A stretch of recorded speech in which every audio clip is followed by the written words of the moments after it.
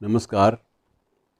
आज़ादी के अमृत महोत्सव के सिलसिले में हमने एकल कविता पाठ, एकल काव्य पाठ की जो श्रृंखला शुरू की है, आज उस श्रृंखला में अगले हस्ताक्षर के रूप में मैं प्रस्तुत कर रहा हूँ श्री विकास यश कीर्ति।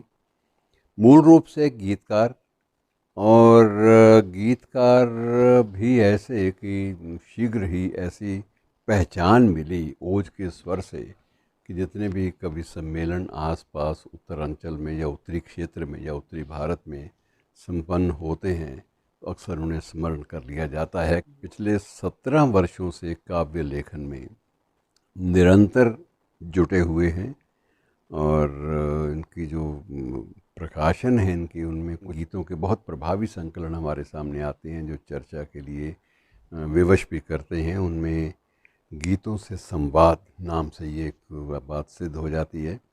इसमें संवेदना और शिल्प के धरातल पर गीतों के विषय में और गेयता के बारे में एक शोध प्रबंध है, वस्तुतः एक शोध प्रबंध है जो इन पर लिखा गया है, और उसमें इस बात का जो उल्लेख है वो गीतों के संबंध में जो गेयता है और जो उन तकनीकी जो पहलू हैं उन सब पर प्रकाश डाला गया है। और दूसरा है दर्द का दावानल। तीसरा उसके बाद जो बहुत चर्चा का हुआ कि ज़िंदगी एक तंग काफिया। बड़ा आकर्षक नाम है और लगता है कि इसमें कुछ बात होगी, कुछ जान होगी। ये गज़लों का जैसे नाम से स्पष्ट है, जहाँ काफिया आ गया, रदीफ आ गया, वहाँ गज़ल आ गई। दोहे मोहे सोए, तो ये भी एक दोहों का संग्रह है। मेरा मौन तुम सुन लेते, ये एक मुक्तक संग्रह है। तो ऐसे बहुत सारी कृतियां हैं जो चर्चा का विषय रही हैं। आज आनंद लीजिए एक ऐसे कवि की कविताओं का, रचना पाठ का, जिसने अपने परिवेश को बहुत कुछ दिया है। जी, बहुत बहुत धन्यवाद आदरणीय डॉक्टर चंद्र त्रिखा जी। बात आज़ादी की हो रही है, बात देश की हो रही है, तो मैं दो चार मुक्तक देश के नाम समर्पित कर रहा हूँ। हमारे सैनिकों के शरीर के चिथड़े उड़ गए और उनके घर लाश के नाम पर सिर्फ कटोरों में उनकी कुछ बोटियाँ डालकर उनके माँ बाप को सौंपी गई। इस दर्द को, इस पीड़ा को चार पंक्तियों में एक माँ को कितना दर्द महसूस हुआ होगा, मैंने चार पंक्तियों में बांधने की कोशिश की है। रोती माँ ये चीख के बोली, कैसा कलयुग आया है, किस्मत के धोखों का मुझ पर कितना काला साया है। भारत माँ क्या तुझको भी ममता का गणित नहीं आया, 6 फुट का बेटा भेजा था, इंचों में लौटाया है। 6 फुट का बेटा भेजा था, इंचों में लौटाया है। और इसी पीड़ा को एक पत्नी ने कैसे झेला है। तन्हाई के दंश नुकीले कैसे दिल पर झेलूं मैं, बिटिया पूछे कांधे चढ़ अब किसके संग अब खेलूं मैं।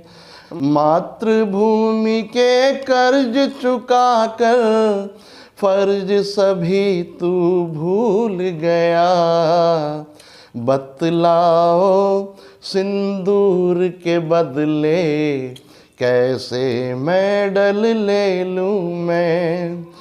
बतलाओ सिंदूर के बदले कैसे मेडल ले लूं मैं। तो कुछ मुक्तक मैं आप सबके सामने जो मैंने बेटियों पे लिखे हैं, जो मैंने पिताओं पे लिखे हैं, जो माँ पे लिखे हैं, देखिए। मैंने ऊंचे पर्वत को एक दरिया होते देखा है, मैंने बूढ़े बरगद को भी धीरज खोते देखा है। कल जब डोली उठती देखी, घर आंगन से बहना की, बाबा को भी छुप छुप कर बच्चों सा रोते देखा है। बाबा को भी छुप छुप कर बच्चों सा रोते देखा है। एक मुक्तक और देखिए। घर की छोटी छोटी खुशियों का संचार है बाबूजी, शुष्क देह में हरा भरा सा एक संसार है बाबूजी। फटी जूतियाँ, मैला कुर्ता और पुरानी धोती में, बिटिया के सजते मंडप का हर श्रृंगार है बाबूजी। बिटिया के सजते मंडप का हर श्रृंगार है बाबूजी। और 4 पंक्तियाँ मैं माँ को समर्पित कर रहा हूँ, आप सबका ध्यान चाहूँगा। स्नेहिल दास्तां सुनकर ये छाले फूट जाते हैं, अगर रोती कहीं ममता शिवाले रूठ जाते हैं। यदि परदेश में भी हो कहीं बेटे कभी भूखे, तो माताओं के हाथों से निवाले छूट जाते हैं। तो माताओं के हाथों से निवाले छूट जाते हैं। 2 मुक्तक श्रृंगार के आप सबके सामने देखिए।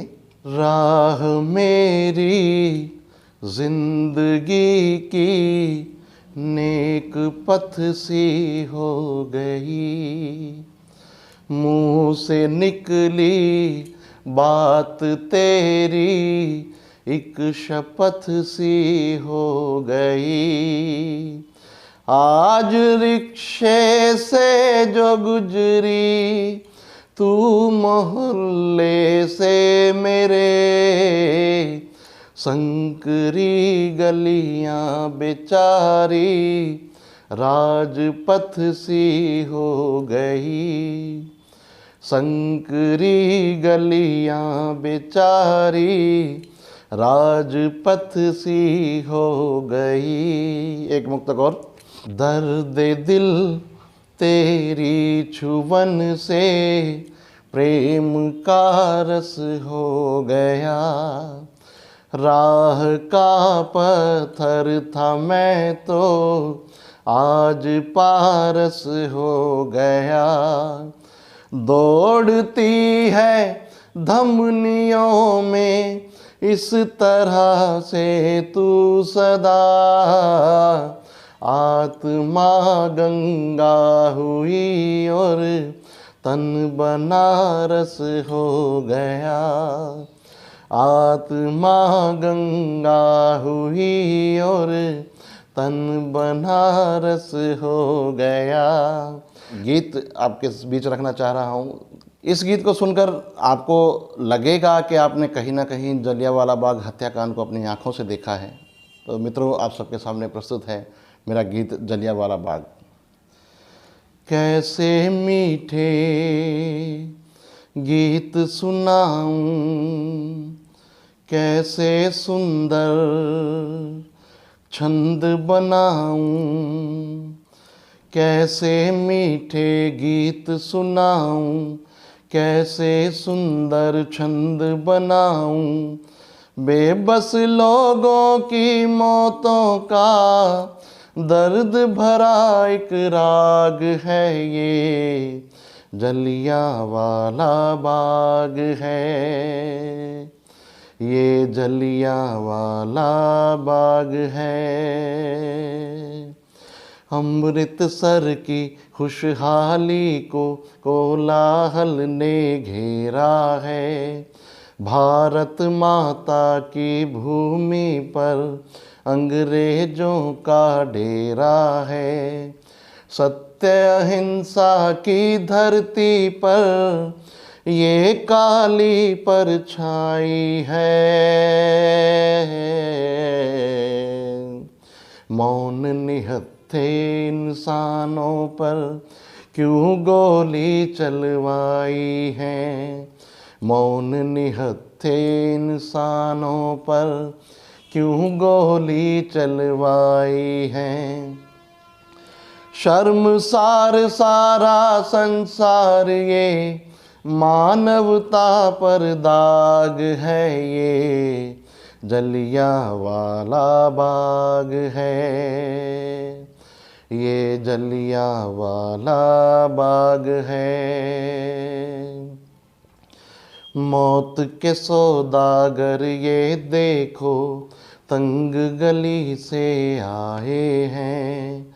हाथ में बंदूकें हैं जिनकी लगते मौत के साए हैं।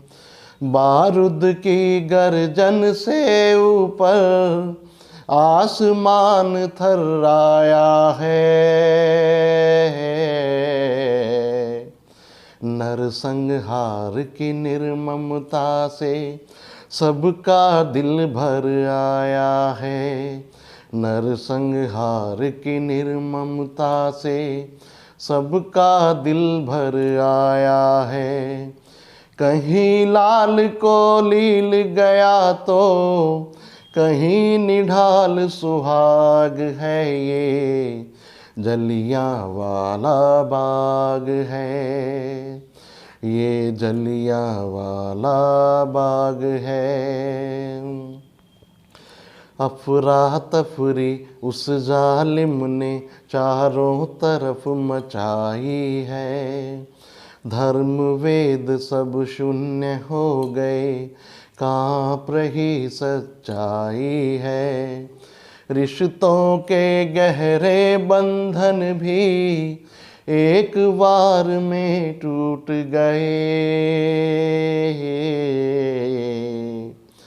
अपनी जान बचाने को अंधे कुएं में कूद गए। अपनी जान बचाने को अंधे कुएं में कूद गए। बाहर जनरल डायर है, अंदर जहरीले नाग हैं। ये जलियांवाला बाग है। ये जलियांवाला बाग है। भरी भीड़ पर दुश्मन ने इतनी गोली बरसाई है। नन्हे मुन्नों के हिस्से भी 10-10 गोली आई हैं। नहीं सुन रही चित्कारें भी, चारों तरफ अंधेरा है। ये कैसी सुबह है जिसको अंधकार ने घेरा है।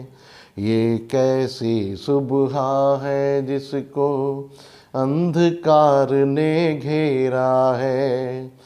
कहीं लाल को लील गया तो उजड़ गई है कोख किसी की, बुझा कहीं पे चराग है। ये जलियांवाला बाग है। ये जलियांवाला बाग है। भारत माँ लाशों पर बैठी खून के आंसू रोती है। देश पे मर मिटने वालों की कैसी हालत होती है। दुश्मन की करतूतों पर तू बहा रही क्यों नीर है। तेरी गोद में है जननी अभी भगत सिंह से वीर हैं। तेरी गोद में है जननी अभी भगत सिंह से वीर हैं। जनरल डायर तू है कायर, तू है कायर जनरल डायर, दिल में दहकी आग है ये जलियांवाला बाग है, ये जलियांवाला बाग है, ये जलियांवाला बाग है। बहुत बहुत धन्यवाद दोस्तों। और मैं पुनः आभार व्यक्त करता हूं डॉक्टर चंद्र त्रिखा जी का, निदेशक हरियाणा साहित्य अकादमी, और समस्त हरियाणा साहित्य अकादमी का, जिन्होंने मुझे ये सुअवसर प्रदान किया कि आज उनके चैनल के माध्यम से मेरी कविताएं आप सबके सामने पहुंची हैं। बहुत बहुत आभार, बहुत बहुत धन्यवाद। नमस्कार।